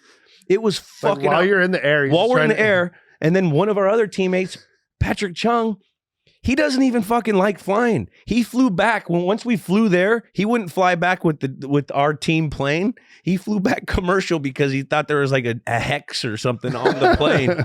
And so it was a shitstorm. He's doing this shit on Adderall. He's still taking. I don't know what it was. He was on some medication, but the motherfucker, like they were holding him down, belting him in, and shit. He's like turning red, and he's like a 310-pound on a flight. On the flight, That's crazy. He was trying to get out of the plane. We had to like tranquilize this motherfucker.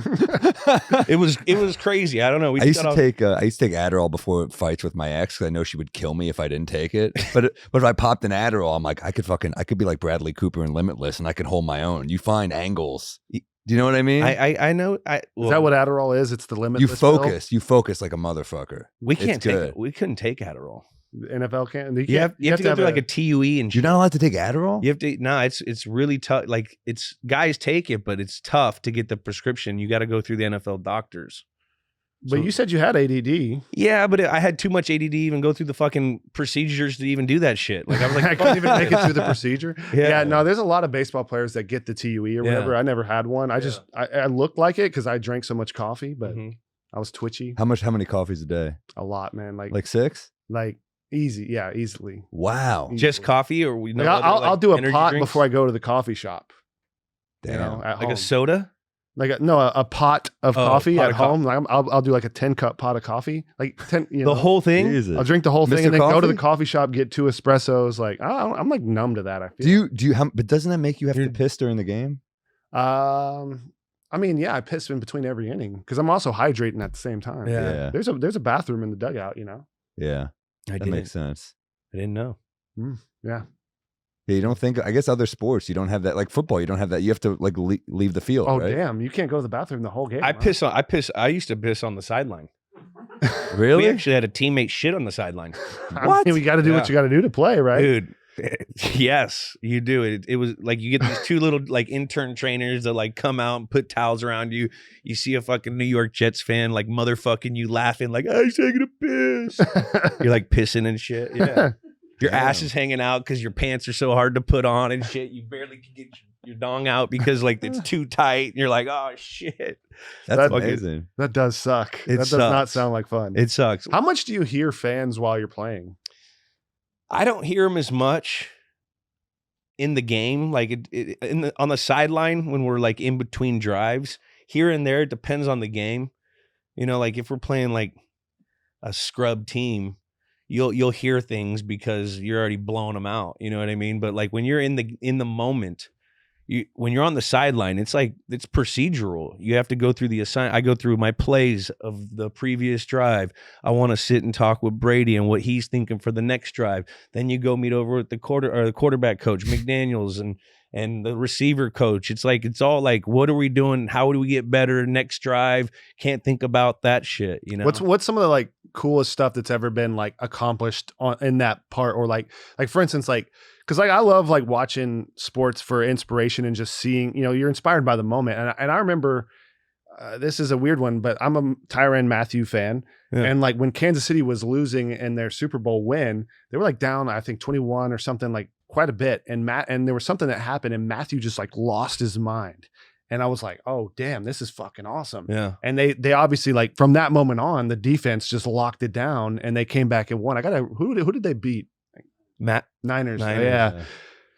But like, do you think that had as big an impact as I thought it did? Did you see that game? Did you watch that? Which game was it? The Super Bowl with the Niners and the Chiefs. Niners, Chiefs, Tyrone. I think that's just players making plays in big time situations. Yeah. That's subconsciously in his head from his preparation. That's what I believe. Yeah. You know, everything that he studied in the game. Something went wrong, and he was just like, "Hey, yes. Clean it then the information he studied all week. The more you study and the better you practice, then it's subconsciously in your head. I feel. Yeah. So then maybe it just clicked in after something that they talked about, or they got a tendency breaker on something, or he knows the snap count when the guard does something like this. Like there's little shit like that he probably could have got a hold of that game. Yeah, because it switched right after that. So, but has there ever been like something? Yeah. So there's been. I would like to hear some of those stories. Yeah, the Super Bowl in 14, crazy, same year, against Seattle, we put in this play on the game winning, like on the last touchdown that I scored. It was the X return.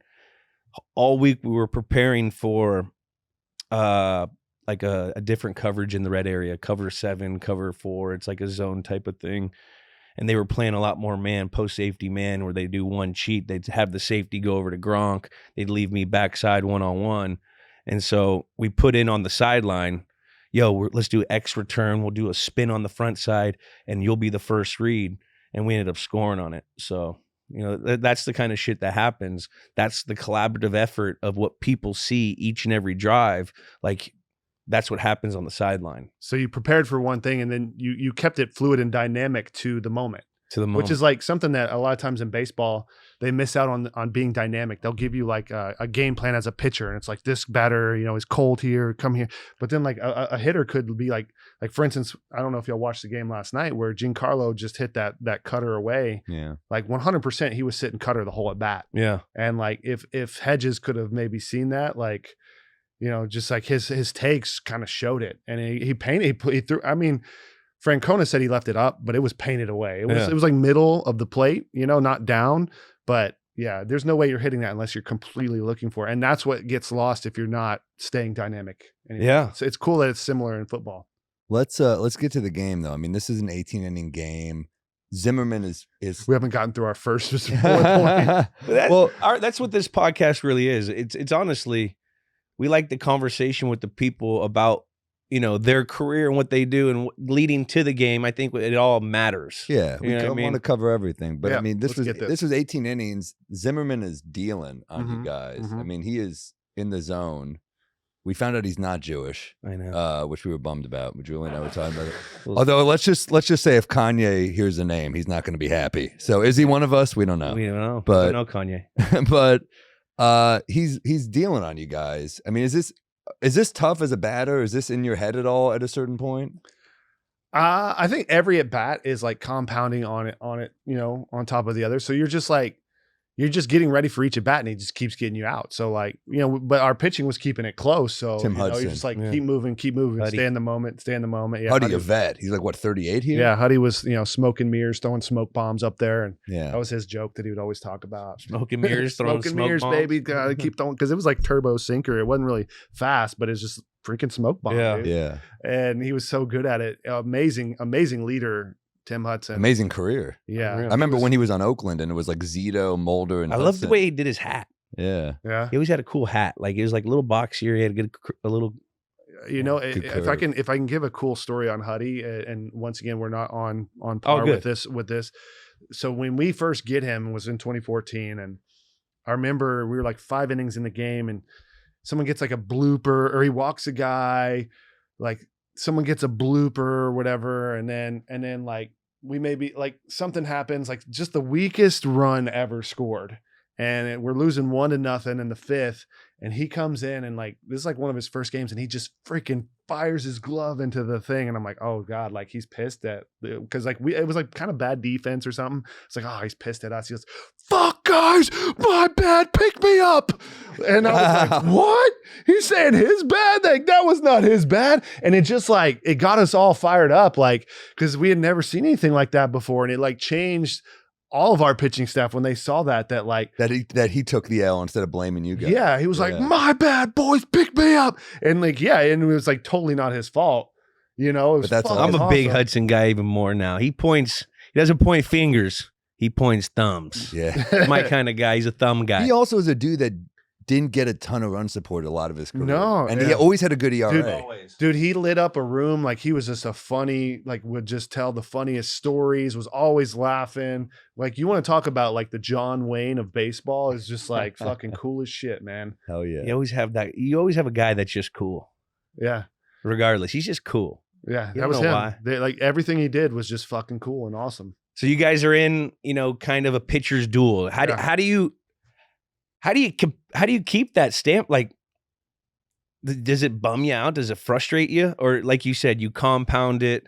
Are you just waiting for the dam to break? So let me give you the cool story of this whole game. So, me and PB were always looking for things to just like latch onto and to just go bananas in the dugout. Cause like we believe in like energy, cause it can get stale, and Zimmerman's just freaking dominating us. And like all of a sudden, I don't remember exactly when, but they pulled him out in the 9th inning. Yeah. And it That's was just back like, when pitchers would go 9 innings. it was like just a walk or something to Joe Panic. And like, it was like kind of a borderline even Joe pitch. Panic? Joe Panic got a walk. He gave him the panic button. Yeah, the guy gave him the panic button. And all of a sudden, and so they have their closer was like a 1-something ERA. Like I should remember his name, but I don't remember exactly. But I remember that like the last 2 months, he like hadn't given up a run. He was like lights out.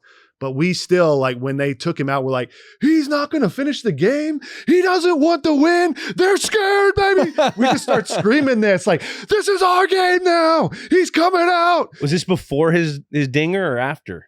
Before You said before who's doing Panda. this isn't the 9th. This is the 9th. We're down a run. Like, it's like 1-0. yeah, but doesn't Panda hits a double, I Hits a think. double. or double? Yeah, yeah. He brings a guy It's in. a double or something. So, but it was RBI? just a walk to Panic, right?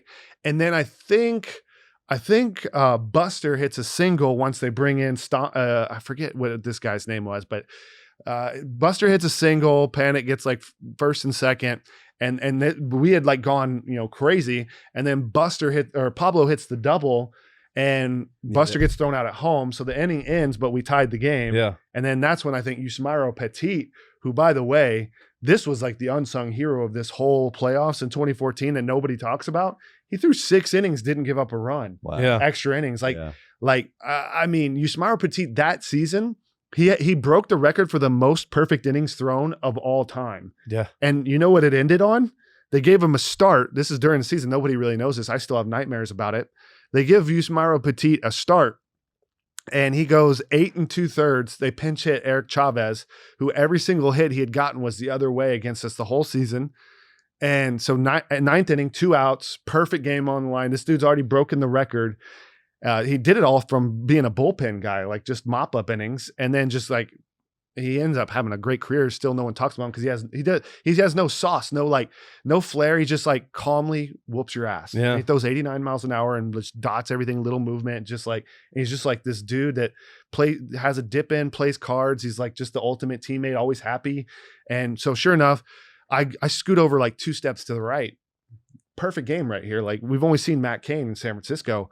And Chavez leans out on a curveball and flicks a top spinner in front of me. And I felt like, those dreams where you can't run. Yeah. It like literally felt like time slowed down and I just couldn't run. And I like dive and it's like 3 feet, probably the 2 steps that I took the other way away from me. And that was the end of his perfect game and his perfect run.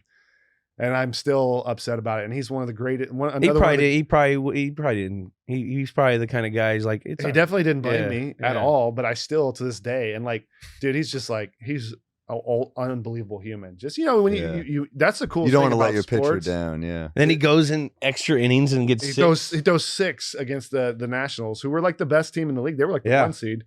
And just shut him down for forever. Like we just kept not scoring. He kept shutting him down quietly. You had a double in the 12th, I think it was. Yeah, a leadoff double. Double got stranded. That must have been tough because you're like, this has been going on for so fucking long. I mean, that was like once again, that was a whole team of pointers. Like no one's ever like, you didn't get me in. Like everyone was just like, let's go. Yeah. Next up. That was just it. When did you know you guys were getting there? Like, when did you know? Did you know that you guys were gonna come up with this win, or did you? Or is it just kind of like? I mean, you're just so exhausted. This is where the whole new runner at second rule in the regular season, I think is good because we play 162 and like it gets so hard to hit because the relievers are coming in fresh and you're just like exhausted. And I just kept running up trying to eat bananas and like protein bars, whatever. But just is there coffee brewing in the dugout? Yeah, there's coffee, there's water, there's whatever. But like there's nothing really bringing you back from this. You're like dead. Like when Belt hit that homer, I was just so relieved because I just had nothing in the tank. And by the way, I'm going to back up a little bit. After we beat the Pirates, I remember Huddy said this, and at the time I was like, oh no, like you fed them. But like, I think it actually it helped us a lot because it kind of pissed off the Nationals. And then I felt like they were like trying a little bit harder, but like, whenever they asked Huddy like this question, they were like, you're going up against the number 1 seed. They won 100 and whatever games. And like, how does it feel going up against them? He's like, yeah, they're probably the more talented team, but the playoffs is what's in between your legs. And we was like, oh shit, I was drinking, my bad. Like, that's a great line. And like, he's like, I had to show up when I pitched after I said that. Like, I couldn't let you guys down. You can't be and the they guy. were just like swinging so hard, trying to hit homers. Like, it kind of like weirdly worked out for us. Yeah. That's some Jedi mind trick shit. Yeah, he felt bad about it. We're like, it's all right, Huddy. Like, why'd you do that? But it's all right, man. So you guys get mad when you give bulletin board material. Like you don't ever want to give bulletin board. And he didn't mean like if you know Huddy, he was probably just like, we had one. He was drinking. He was pumped, and he was just like, because he was kind of the guys that just had, just like. Had the guts, had the balls, and like fucking called them out. Well, you guys officially have bigger dicks than the Nationals. Nah, I wouldn't say that. They ended up winning themselves one in 2019. I know, but this series you had bigger dicks. We got it done. Whatever. It was our. Sometimes it's your time. Yeah, that's pretty cool. He said that. You didn't even know that. No, that's fucking awesome. He's probably gonna be mad that I brought it up. I'm sorry, Huddy. Nah, dude. Get it, dude. That's only gonna make you cool. A veteran doing that is pretty badass too. I think that's pretty cool. So anyway, basically Belt hits the homer. We get that W, and then the other funny Belt's got a belt. That's what that means. I remember when they brought him up. Yeah, wasn't he? He was farmed to the Giants, right? Belt. Yeah. I remember. Where was he from? He's a Texas guy. Yeah, went to University of Texas. They had a lot of hype. He was like, they hyped him up when they brought him up. Because I used to read here and there about you guys. Because when you're on the East Coast, you don't get. It's fucking 12 o'clock when you guys come on. You know what I mean? So it's so tough. And you guys go until 1. We got practice at 7. It's pretty cool you followed us though, because we always followed. Obviously, we all Patriots runs were legendary. Our strength trainer is the biggest Patriots fan of all time. Is he? And so like I love to like talk shit to him. That's like my ultimate thing. And like because like Giant all he would shit. do is like Brady's the greatest. He'd have these huge Patriots flags and And honestly, I at one point, like I used to like not root. I was like always rooting against y'all. Yeah. And at one point I was finally like, you know what? This is freaking badass what he's doing. And he gave me like the TB12, like pliability. He's like, Hunter, are you working on your pliability, man? You got Tom would hate the amount of coffee that you digest. Does he never touch coffee? He doesn't like caffeine. It's bad for the muscle pliability. Oh, my it God. is. It's very bad for the pliability. Oh, okay, babe. All right. He doesn't eat tomatoes though. Well, it's got an inflammation factor for his blood type that could not make his muscles pliable. So I'm not even talking- everything is there was like a what was it? There was like a thing that he did that I watched where he was like getting onto you for lifting weights. He's like, "Why are you scared? Why are you lifting weights?" And you were like, "You don't have to take hits, Tom." Yeah. It's, like we'd always get in. So I would do a lot of the TB12 stuff because it's really good stuff if you follow it, and with the soft tissue work, the diet work, but I would incorporate it. I wouldn't go balls deep. Yeah. Like I'm doing this and this only because I had a different opinion on, that specific issue. I needed to have muscle mass on me because I'm an explosive athlete. I'm not taking 7-8 step drops and then delivering a football. Very hard. Can't do it. Yeah. And they get murdered in the pocket. I understand. But when you're exploding in and out of cuts, like you got to work those kind of things. And, nothing like a squat. Squat is what ultimately works you the best. And he would get so mad at me because it does leave you vulnerable to getting hurt in the weight room. But, you got to do business as business is being done. Need that squat. Yeah, dude.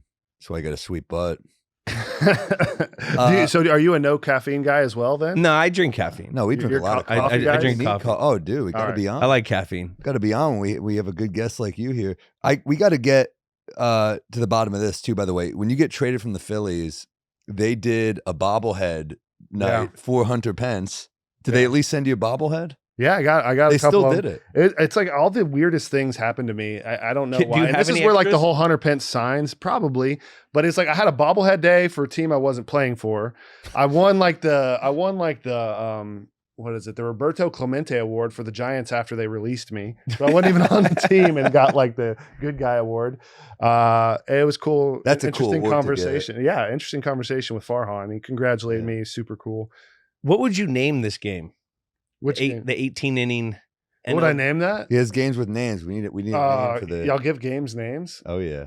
I mean, man, like I'm trying to think of some punt. What was belt. you said you and you and was it Pablo Sandoval had something, an energy that you connected to? You said it like a couple seconds ago or a minute ago. Oh, me and Peavy, where we would try to get like, yeah, we would try to use anything to mentally get edge and rile everybody up.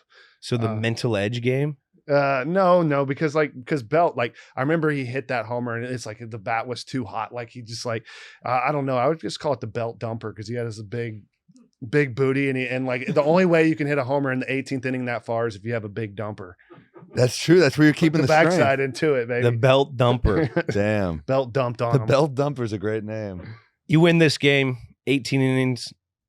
Is it from there on? You guys are like, this is a team of destiny. We're going to do it. Well, so now, like, obviously we threw Bumgarner in the playing game. So we won 2 in Washington. We're coming back to San Francisco. Bum's pitching game 3. We're all pumped. There's like a weird like bunt play or something, and Buster calls to go to third. Bum throws it into, left field, and they score a couple runs. We end up losing with Bum pitching. He always struggled. Didn't he always struggle throwing it to first or something? Was that him? Not really, but I Because like, he was like the most electric pitcher that was like deadly accurate, could hit dingers. And then like I remember, was it him or was it someone else that they struggled throwing the ball to first? I think that was Affeldt. Affeldt, yeah, it was just like, that's so crazy. Affeldt would like run it over to first because he just could not do that. No, Bum was actually pretty good, but it was like he needed to like make a like crazy play. It was like turn, spin, fire, and it's funny because the reason I bring this play up and I remember it because once again, this is where like I really enjoyed this team and the camaraderie that we had. He's like, Buster told you to throw it to third, like, well, how do you feel about that call? He's like, well, he didn't tell me to throw it into left field, like, and it's just like, like it was fucking, once again, he pointed it at himself. He's like, I threw it into left field. I could have made the play and I didn't. But like, he stayed calm. We didn't panic. And He was a Obviously, great teammate, Bumgardner. He was a pretty good teammate. Hell yeah. He was He a came up country big bumpkin, wasn't he? He was North great. Carolina or something? Wasn't he Yeah. country? Yeah, oh yeah, Country? he's from North Carolina. Yeah. I think it's North Carolina. I might be messing this up. I'm not sure if it's South Carolina. Yeah. Or North. He I was, don't know like, the difference, but clutch he would be as hell, pissed at though. me for not knowing that. Carolina. In the He's World from Series, Carolina. he always came up big. Oh yeah, He no, was a monster, Yeah. and he could hit. Yeah. yeah, no, he could. Guy could hit. It's embarrassing because he could hit the ball farther than any of us, and like he would like come in and pinch hit and get like these clutch hits, and we're just like, how the hell do you do this? Like he wouldn't even practice. He didn't take BP. Hardly. I mean, sometimes he would just to hit the homers because he was wanted to see how far he could hit it. What a stud! He was just a cowboy. He cared more about being a cowboy than anything else. You know, like legit, like he would be like roping. Like remember when he went to Arizona and was like on a horse and Didn't he get hurt doing something like that? a little bit? I think a couple times. Like he got hurt doing biking. He was doing some motor biking. He hadn't been the same pitcher since he did that. I don't think. I don't know if that's the reason. Yeah, but that sucked. that sucked, man. It's awesome to have you in studio on Games with Names, telling us all these awesome stories. Getting to know you, knowing the competitor and the optimistic kind of leader that you are. I didn't know you were like that necessarily. I always knew you were, the fucking let's do it, but like I didn't know you were like this. And it's a pleasure having you on here, man. Thanks for having me. This was great. Great Yeah. stories. Appreciate you, Sam. Awesome. Thank you all for having me. Thank you, Man, you got any plugs? You want anything? Not really. I mean, What a fucking just cool happy guy. happy to be here. I mean, my wife would probably be like, plug Pineapple Labs. So Pineapple Labs. she has a coffee shop, a coffee company. I guess we do the pineapplelabs.com if you want to try some of our coffee. I can't wait to try it. We Yeah. gotta get some of that Shameless. coffee in here, and I want to We'll put send you some. I want a some. bobblehead, and we're gonna Alright, put the a little Phillies- shelf. The Phillies I want bobblehead. the Phillies one, and then I'm gonna put a little SF Giants on there. Thank you. Hunter Pence, man. Energy. He was great. He's got like that just straight energetic, optimistic, everything is gonna be okay kind of attitude, which you need. I was not a pro athlete. I think if I was, I'd want that guy in my Have locker to. room. Yeah, because I wasn't he kept on saying I wasn't as bad as what he thought I was. I would just be the guy to call people out if they were, not doing their shit. Yeah. Because if you don't, you could say you're gonna be in the moment all you want, but if you're not doing the little shit, you ain't gonna be in the moment. Yeah, it has to be a dude who's an all-star like Hunter Pence to deliver that shit. And I love the self-help aspect that he's talking therapy to a bunch of ball players. Like the Upper West Side Jew in me is like, dude, this is speaking my language. It's fantastic.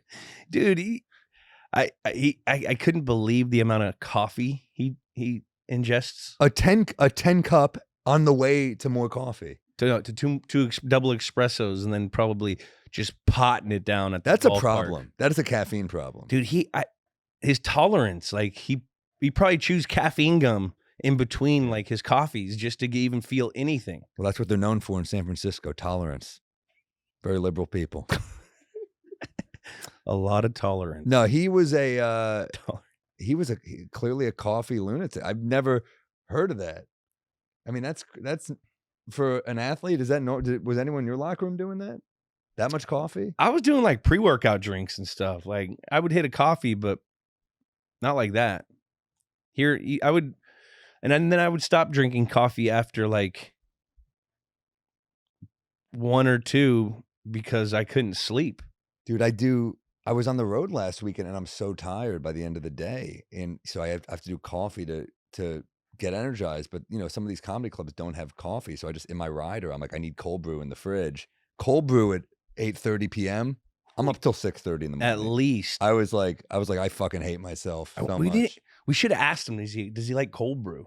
Cold brew is like crack.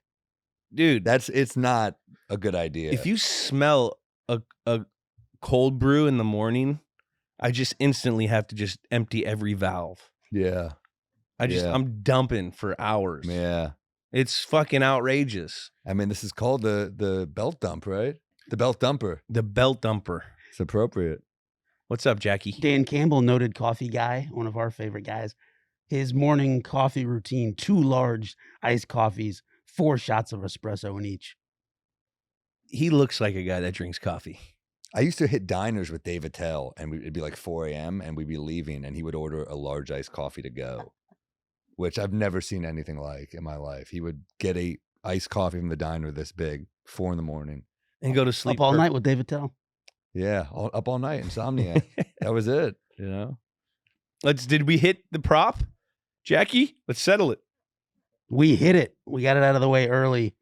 I counted 3. We even got him to say it once. Kyler takes issue with the way you're scoring this, but I think the time said is the game. And then we went way over in the end anyway. Oh, yeah. It was a. He went back to it, right? Yeah, we it was don't a make the Bukaki rules. of We him. just embrace them, bro. Yeah. We don't make. Actually, we do make them. We make them. We make them too. What's the legacy for this game? The longest game ever in the history of the playoffs, except for like one. Yeah, up to this point, it was the longest. 8 inning wise, yes. Hour wise, no. Inning wise, it's still tied. Right. Yeah. I got a little clarification on that one. Longest at the time. Inning wise, it is still tied. Now it is the second longest. Red Sox Dodgers, game 3 of the 2018 World Series. 18 innings, 7 hours, 20 minutes. Yeesh. Jesus Christ. Oof. That's too much. Way too much. Too much baseball. It was a playoff game of attrition. It was part of a World Series run. It's what's the lasting image for this? Lasting image is Belt dumping one Yeah. for the homer, taking one, or we took 1 yard, right?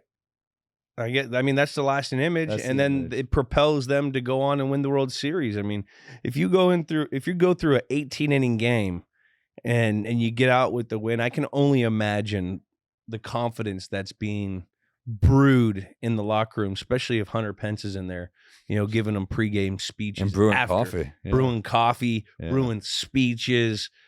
I mean, I think that was probably what slingshotted them. For sure. And this is, a team that I think you got to say they're a dynasty. I know they won 2 years apart, but it was 2010, 2012. When they won in 4, no, they won 3. They won in 10, 12, and this was 14. 14. So that's what I'm saying. So 100%. This so is dynasty. What's the rule for a dynasty? Because you've been a part of one. It's 3 and 7 years. Does that make you a dynasty? 3 and 8 years? I would call a team 3 and 7. Is a but dynasty? 3 I and think that's 7. fair. That's fair. Yeah. I mean, because that's a dynasty is just pure dominance, and you're dominating the sport. Definitely. I mean, what we do? We went 14, 16, 18, but then we lost in 17 in the Super Bowl, and then we went far into the playoffs every time. So yeah, we were definitely, and so were the Giants. Giants, they were owning the MLB at this time. Yeah. It was so cool to see. And I've said the Warriors are, I think, undoubtedly a dynasty. Dude, San Francisco's had some dynasties now. Yeah. What a sports town. It's a sports town, man. They have cool teams to root for. I mean, the Niners are a cool team to root for. We just haven't got it one. There's no Sharks love. There's a big cult following of Sharks fans out in the Bay now. Those colors.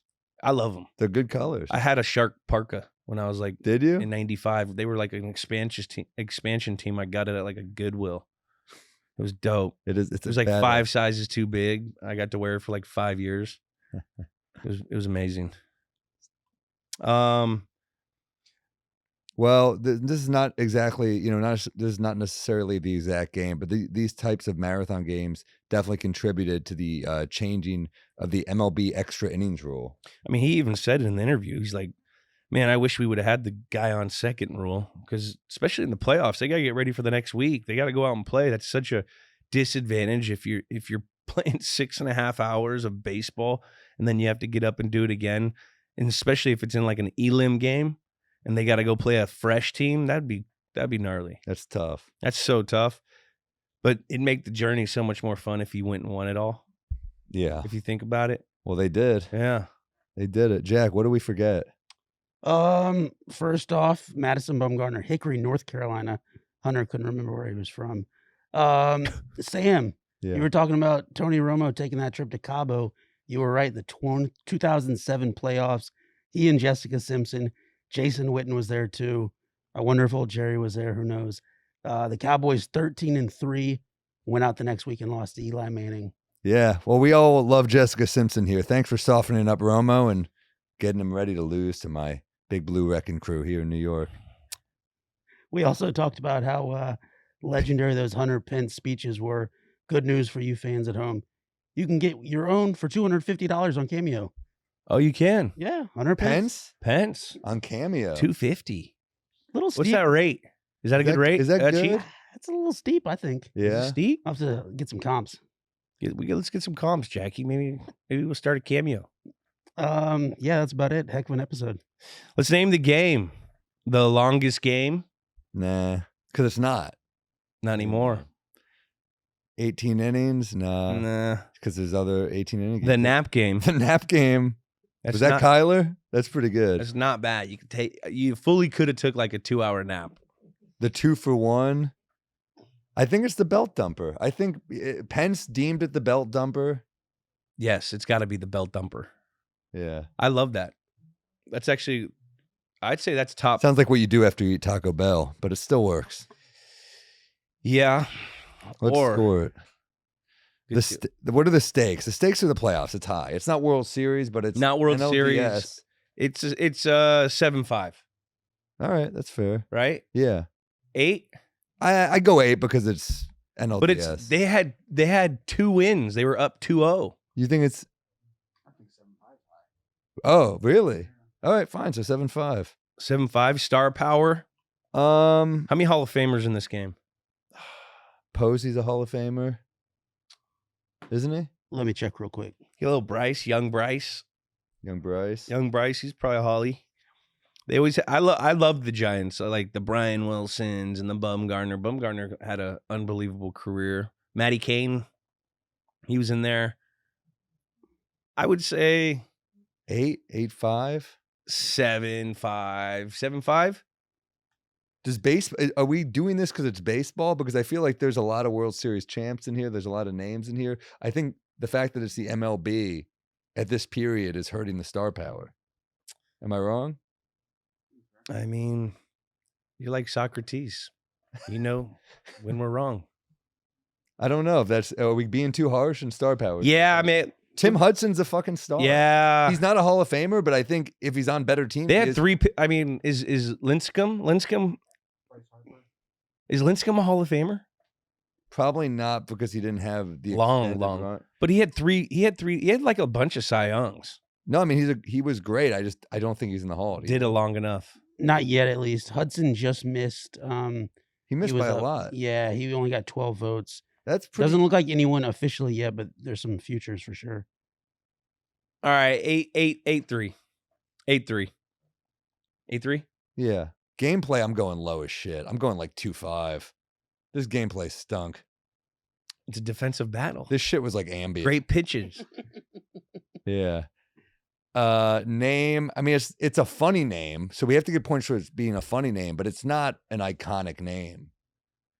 So I go like 4-5. 5-8. 5-8. All right. I'll Bay give him Area. 5-8. Got to give the Bay Area boy the nod. 5-8. I This mean, is the not Belt one of our Thumper is a great name. So but we're scoring it for humor, not for like it being an epic name, right? So I respect 5-8 for it being funny. The total comes out to 6. I think that's fair. It's not a World Series game. It's also just not. He made me think more of the game than I did before talking to him because I felt his energy and Yeah. I like that, but I just don't think it's.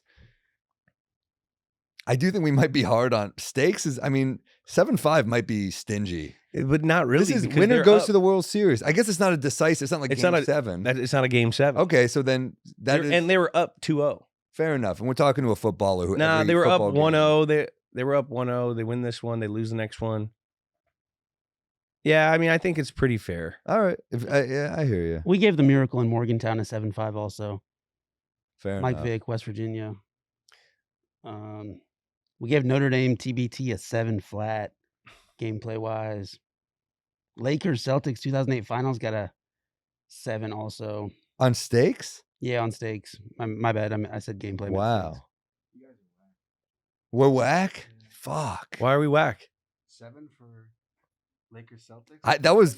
There's no way I gave it a 7. If it's a lower score for basketball, it's coming from Julian. What game was it? It was the wheelchair. Wheelchair game was what, like game 2? The thing went to 7. He is biased because he played in the NFL where every playoff game was win or go home. So I get his bias. I just like to up the ante. I like to feel. I want to feel the heat. I want to feel the stress eating at the back of your neck. I want to not be able to sleep the night before. Do or die. I love it. I want to feel closed. Yeah. I want to feel you. I want to feel you inside me, dude. Do you? No, but I was just getting fired There up. we I don't go. know. I don't know. We got to plug the social here. So follow That Games felt with Names on YouTube, Sorry, guys. Instagram, Twitter, and TikTok at Games with Names on all of those platforms. Subscribe, like, click. Subscribe on Apple Podcasts, Spotify, whatever you listen on. We're all over it. Hey, guys, rate, review, comment. We want to connect with you guys. I go on my Instagram. I go on Twitter every day. I want to see what the comments are so I can just snipe a couple in there. I love it. And that's all for this episode of Games with Names presented by WynnBET. Thanks so much for listening. Thanks to our sponsors and, of course, Hunter Pence. Hunter Pence, awesome guest. I'm Sam Morril. And I'm Julian Edelman, and we'll see you next game.